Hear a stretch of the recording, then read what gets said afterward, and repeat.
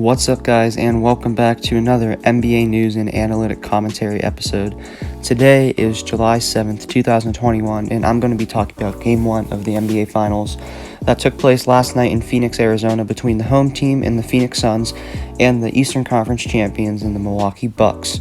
Now, Chris Paul is the story of the night. He dropped 32 points, and the Suns as a team only missed one free throw the entire game.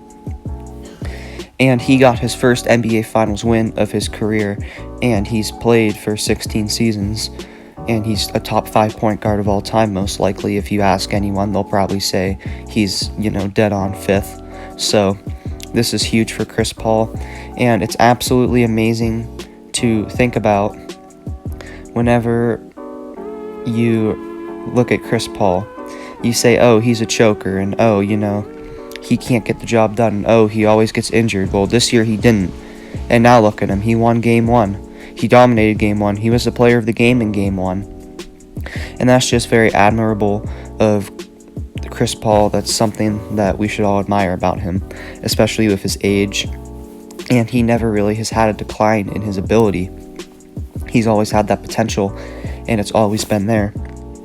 So it's very nice to see him perform well in his first game of the NBA Finals. Now, the Suns won this game by double digits, and the Bucks had an early lead, except the Suns clawed back and they gained the lead, and then they never gave it up. They just kept adding onto their lead, and that's really the story of this game. It wasn't a competitive game. Once the second quarter hit, Phoenix just eventually kept adding to their lead, right? Devin Booker came up clutch when they needed him to. Jay Crowder came up clutch when they needed him to. And even Cameron Johnson, he did very well. Hometown was Moon Township, PA, just about, 30 minutes from Pittsburgh, Pennsylvania. So it's always nice to see someone from that area perform well in his role. And it's just very awesome. DeAndre Ayton, he made over 80% of his field goals and got over 10 rebounds. So that was very awesome for DeAndre Ayton to do. He was mic'd up before the game. He was saying, "Let's go," and how he was so ready. And this fan base is ready, because whoever wins this finals will have their first championship ever, which would be the Phoenix Suns. Or if the Bucks win it, they'd have their first championship in over 50 years.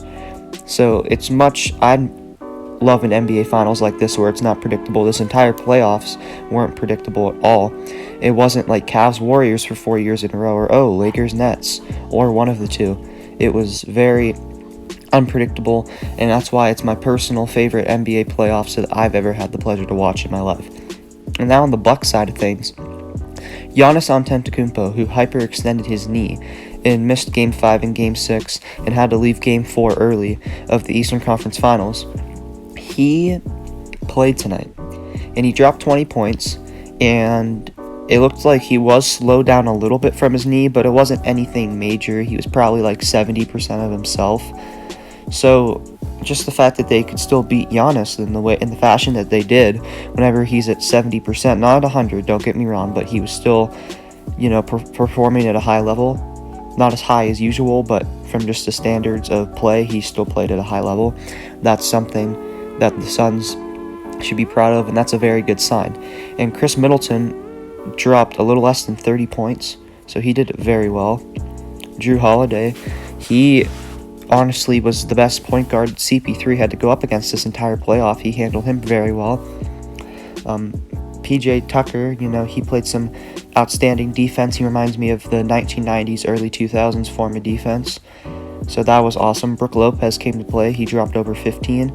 He's having a nice hot streak of games, and it's just very interesting to see how this series is going to play out. In Game 2 will be tomorrow at 9 p.m. Eastern Standard Time in Phoenix, Arizona. Once again, the Suns, like I said, have a 1-0 lead. They're looking to add on to that and sweep both of their games at home to take a 2-0 lead and head to Milwaukee for Games 3 and 4 on July 10th and July 12th. And this fan base, both fan bases are very excited. But this Phoenix Suns fan base, the way they energize their team is something that I've just never seen before.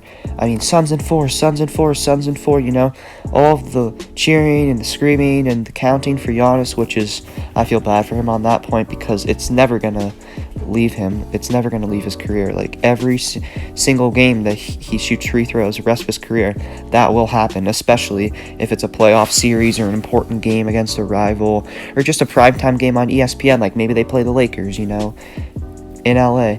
And even when he plays in Milwaukee, there are going to be away fans that shout it, and you'll still be able to hear it, but obviously not as loud because it's in the Bucks home stadium.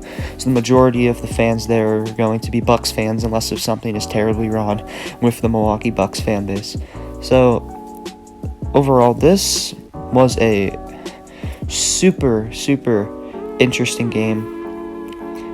It is about what I expected in Game 1, even if Giannis did play. I figured the Suns would win, and they would win fairly easily.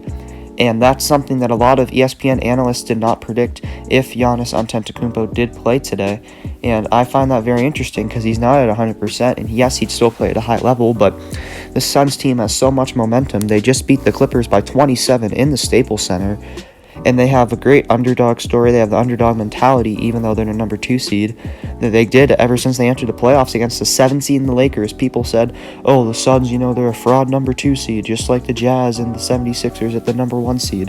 The Lakers will take care of him, even if it's just LeBron, even if it's Anthony Davis at 50%. And that's not what happened. And people said, oh, okay, well, the Nuggets can handle them without Jamal Murray. Nope, they swept them.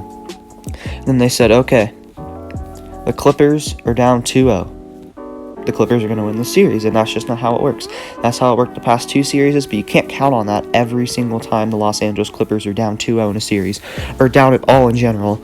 And that's something that we all learned today, and that's something that I think we should all remember whenever we talk about the Suns team and try to discount their championship, assuming they win it. And even if the Bucks win it, we'll try to discount it. And I'm not saying that I don't think they would have beat the Nets at full strength, but they're the more conditioned team, and at the end of the day, that made them the better team in the moment, and that's why they won. So let me know who you guys think is going to win the NBA Finals, and in how many games are they going to do it. And with that being said, I'm your boy Meatloaf, and I'll see you guys in the next video.